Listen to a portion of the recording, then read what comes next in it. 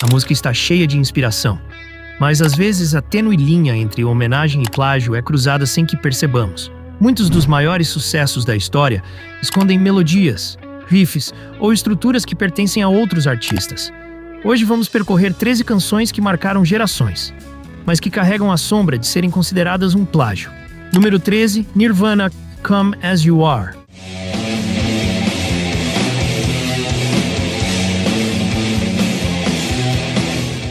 O hino de Nevermind, que parecia invencível, acabou no olho do furacão. Come As You Are, do Nirvana, tem uma linha de guitarra principal suspeitosamente parecida com 80s, do Killing Joke. Kurt Cobain sempre disse que a semelhança era pura coincidência. Mas é fato que até a gravadora hesitou em lançá-la como single por medo de um processo. O curioso é que, com o passar do tempo, essa controvérsia apenas alimentou o mito da música, transformando-a em uma obra que reflete tanto o talento de Cobain quanto a tênue linha que separa a inspiração de plágio. O mais irônico é que o Nirvana havia sido convidado a tocar com o Killing Joke pouco antes da morte de Kurt, algo que muitos viram como um sinal de reconciliação artística. Além disso, Come As You Are se transformou na canção que abriu as portas do grunge para o mundo inteiro, até mesmo acima de Smells Like Teen Spirit. Embora o Killing Joke nunca tenha levado o caso à justiça, os fãs ainda debatem até hoje se a semelhança foi coincidência ou um empréstimo demasiado evidente. Número 12. The Verve Bittersweet Symphony.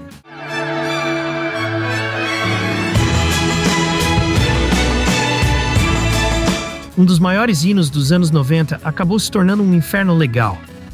Bittersweet Symphony, do The Verve, utilizou um sample da versão orquestral de The Last Time, dos Rolling Stones, gravada pela Andrew Oldham Orchestra.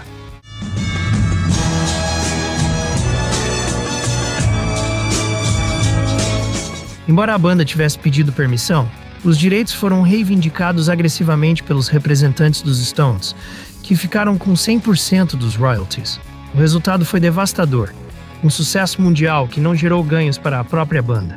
Décadas mais tarde, Mick Jagger e Keith Richards finalmente devolveram os direitos a Richard Ashcroft, encerrando uma das histórias mais tristes da indústria musical. O mais doloroso é que Ashcroft declarou que a canção lhe havia custado a carreira inteira. Apesar disso, tornou-se um hino geracional, usado em filmes, comerciais e até eventos esportivos. O videoclipe, com Ashcroft caminhando pela rua sem parar, simbolizou a luta contra o sistema e a alienação moderna. Hoje, o fato de os Stones devolverem os direitos foi visto como um ato de justiça poética, embora tardio. Número 11. Vanilla Ice, Ice Ice Baby.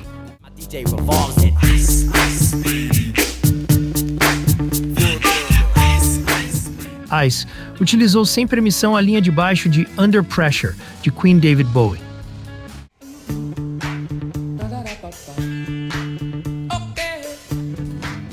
Durante um tempo, o rapper tentou se defender dizendo que a linha não era idêntica, mas ninguém acreditou.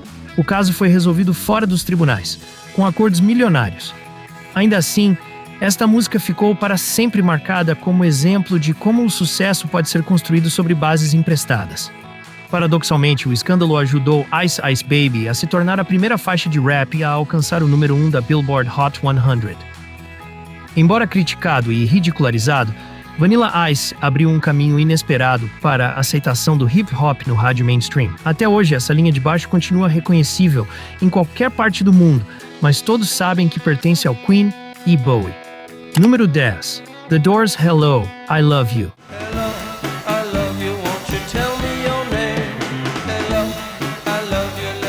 Quando Jim Morrison e companhia lançaram esta faixa, o rock psicodélico estava em seu auge, mas logo surgiram comparações com All Day and All of the Night, dos The Kinks. A semelhança no riff principal era tão evidente que os próprios Kinks consideraram ações legais. No fim, o conflito nunca foi além, mas até hoje muitos fãs ainda veem essa canção como uma versão disfarçada do clássico britânico. O curioso é que Morrison nunca negou sua admiração pelos Kinks, o que alimentou ainda mais as suspeitas. Para os críticos, esta faixa não representa o melhor dos Doors, mas mostra como as influências britânicas se infiltravam na cena psicodélica americana. Até hoje continua sendo uma das faixas mais comerciais da banda, embora sempre sob essa sombra incômoda. Número 9, Radiohead Creep.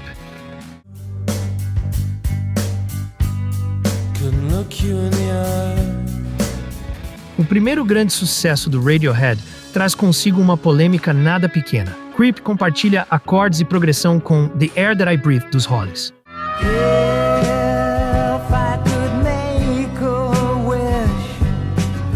A semelhança foi tão grande que a banda britânica acabou reconhecendo o fato e concedendo créditos de composição aos autores da canção original. O mais curioso é que, apesar de tudo, Creep se tornou um hino geracional, mostrando que até obras com raízes emprestadas podem definir uma época inteira. A música foi um sucesso tão grande que o Radiohead passou a odiá-la, a ponto de não querer tocá-la ao vivo durante anos. Apesar da controvérsia, Creep permitiu que a banda desse o salto internacional e depois desenvolvesse álbuns icônicos como OK Computer ou Kid A. Hoje é impossível pensar nos anos 90 sem lembrar do grito angustiante de Thom Yorke naquele refrão. Número 8, Coldplay, Viva la Vida.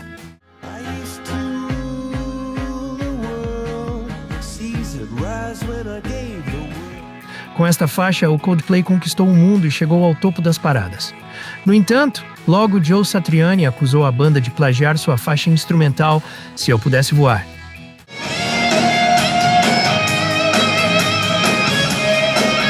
O processo foi barulhento e terminou com um acordo confidencial entre as partes. Embora nunca tenham sido revelados os valores nem os detalhes, as semelhanças melódicas eram claras. Mesmo assim, Viva la Vida continua sendo um hino global que milhões cantam, carregando uma sombra que nunca conseguiu apagar totalmente. O mais interessante é que, após a polêmica, outros músicos também apontaram semelhanças com músicas de Cat Stevens e até com uma faixa de Enrique Iglesias. O Coldplay sempre defendeu sua inocência, argumentando que a melodia era demasiado genérica para ser considerada plágio. No entanto, a história ficou marcada como exemplo de como até o pop mais bem-sucedido pode ser questionado. Número 7, Katy Perry, Dark Horse. Let's rage.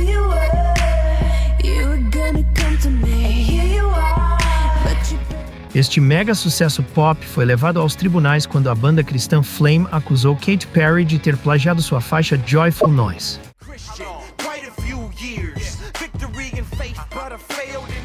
Após um julgamento que durou anos, Perry perdeu inicialmente e teve que enfrentar uma indenização milionária. Embora a sentença tenha sido posteriormente anulada, o dano à reputação já estava feito. O interessante é que, mesmo com essa polêmica, a música se tornou um dos singles mais bem-sucedidos da década. A controvérsia abriu um debate mundial sobre até onde vai o plágio em melodias pop que costumam se repetir. Muitos músicos defenderam Perry, argumentando que as notas em questão eram demasiado comuns para reivindicar propriedade. Ainda assim, o caso deixou marcas e mudou a forma como a indústria enfrenta disputas de direitos autorais. Número 6, Oasis, Shaker Maker.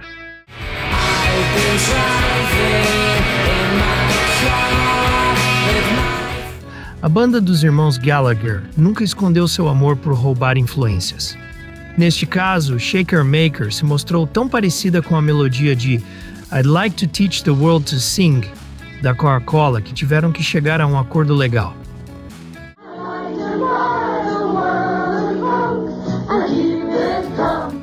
Noel Gallagher chegou a brincar sobre o assunto, dizendo que o processo era quase uma tradição na história do Oasis. Com o tempo, a música ficou como um lembrete da tênue linha entre inspiração e plágio.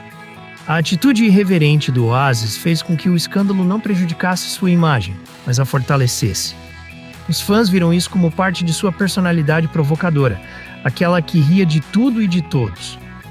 E embora Shaker Maker não tenha sido um de seus grandes hits, o episódio se tornou parte do folclore da banda. Número 5, Robin Thicke T, Pharrell Blurred Lines.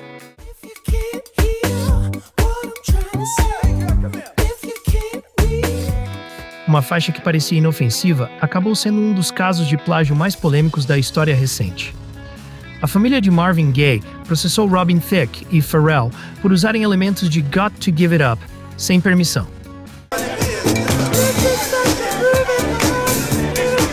resultado, uma das indenizações mais caras da indústria musical, de mais de 5 milhões de dólares. A partir desse caso, as fronteiras do plágio na música se tornaram ainda mais rígidas.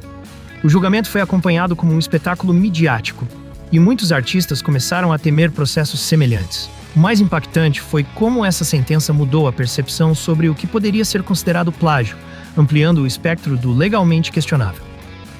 Em retrospectiva, Blurred Lines ficou como um exemplo de alerta para toda uma indústria musical. Número 4, George Harrison, My Sweet Lord.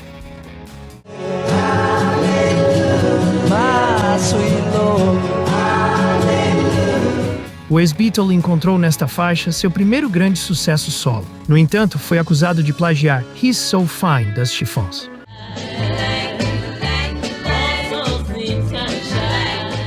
O mais curioso é que o tribunal aceitou que Harrison não o fez intencionalmente, mas ainda assim o condenou por aquilo que chamaram de plágio subconsciente. Harrison acabou pagando milhões em indenizações, e esse caso se tornou um dos mais estudados na história do direito musical. A situação foi tão dolorosa que Harrison chegou a escrever uma faixa posterior intitulada This Song, zombando de todo o processo judicial.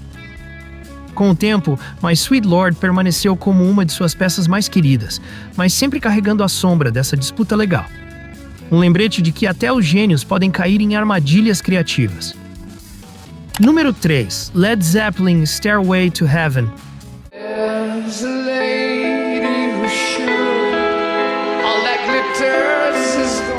Considerada a minha melhor canção de rock de todos os tempos, também esteve sob suspeita. A introdução de guitarra de Jimmy Page guarda semelhanças com Taurus, da banda Spirit.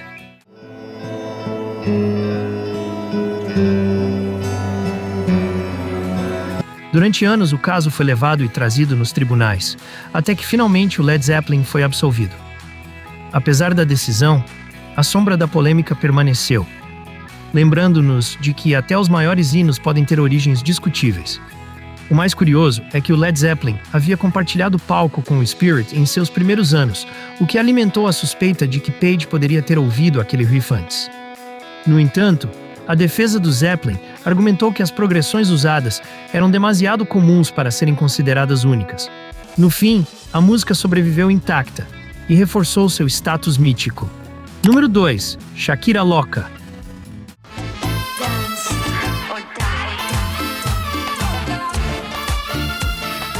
O sucesso de Shakira também foi colocado em dúvida quando um juiz na Espanha determinou que a canção era uma cópia de Loca con su tiguera, de El Cata.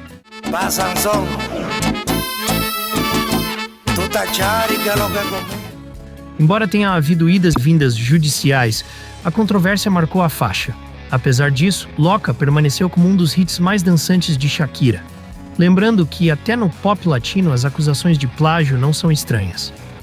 O mais polêmico foi que a sentença gerou dúvidas sobre a própria origem da faixa de El Cata, o que transformou o caso em um enredo interminável. No fim, Shakira saiu relativamente ilesa, embora a faixa tenha permanecido na memória coletiva como um sucesso de raízes questionáveis. Número 1, Chuck Berry, Sweet Little 16.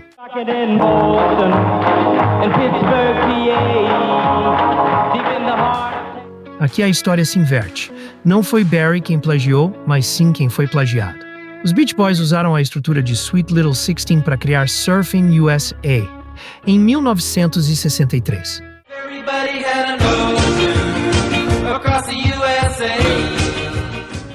A semelhança era tão clara que o próprio Chuck Berry acabou recebendo créditos de autor na canção. Este caso demonstra que até os pioneiros do rock não estavam livres de serem vítimas da inspiração alheia. Com o tempo, ambas as faixas se tornaram clássicos indiscutíveis, mas a anedota deixou claro que Berry foi uma fonte inesgotável de ideias para a geração seguinte. Hoje, Sweet Little 16 continua sendo considerado um hino das origens do rock and roll e um lembrete de que Chuck Berry estava sempre um passo à frente. A história do rock está cheia de genialidade, mas também de sombras.